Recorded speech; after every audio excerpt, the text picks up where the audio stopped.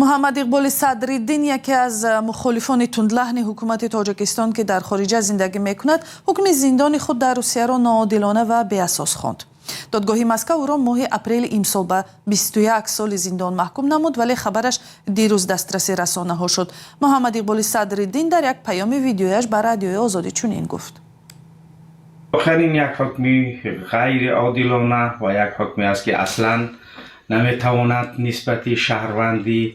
یک کشور دیگر صورت گیرد، به خاطر که من شهروند روسیه نیستم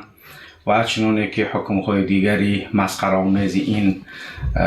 دادگاه‌های روسیه در مدیازان و دیگر چیزها می‌بینیم، همین است که حتی فرزند من روسیه را ندیده است ولی نامش در مدیازان یا اینکه همان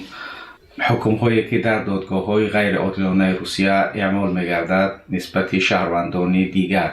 و اینکه من در مورد مخالفت من در مورد جنگ اوکراین صحبت شده است یا اینکه حکم نسبت چند ماده که قانون جنایتی روسیه گویا اینکه من اخبار فیک نشر کردم، در حالی که من آن چیزی که در خبرها آمده است همون نشر کردم. محمد اقبال صدرالدین سبب‌های احتمالی در غیبش به جوابگری جنایی کشیدن او و حکم زندان مسکو را به رادیوی آزادی چنین گفت: و منشأ این برمیگردد به شراف‌الدین گدایف، رهبر حرکت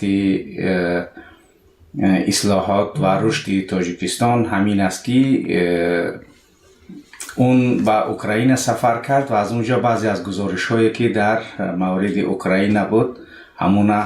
برای من فرستاد و یک صحبت هم در آنلاینی داشتیم و نسبت اون 8.5 سال حکم صورت گرفت و نسبت من 21 سال و حکمی که نسبت شخصی که در اوکراین بوده است 8.5 سال و نسبت من که یعنی این جنگ به شکل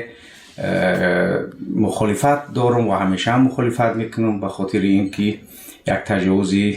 غیر عادلانه و یک عمل کرده که چقدر مردم در این جنگ کشته میشوند به خاطر امبیسیه های بعضی از افراد معلوم برای همه. محمد اقبال صدرالدین مؤسس پایگاه اصلاح نت و یکی از مخالفان تندلحن حکومت تاجیکستان درباره حکم دادگاه روسیه نسبت به او صحبت میکرد.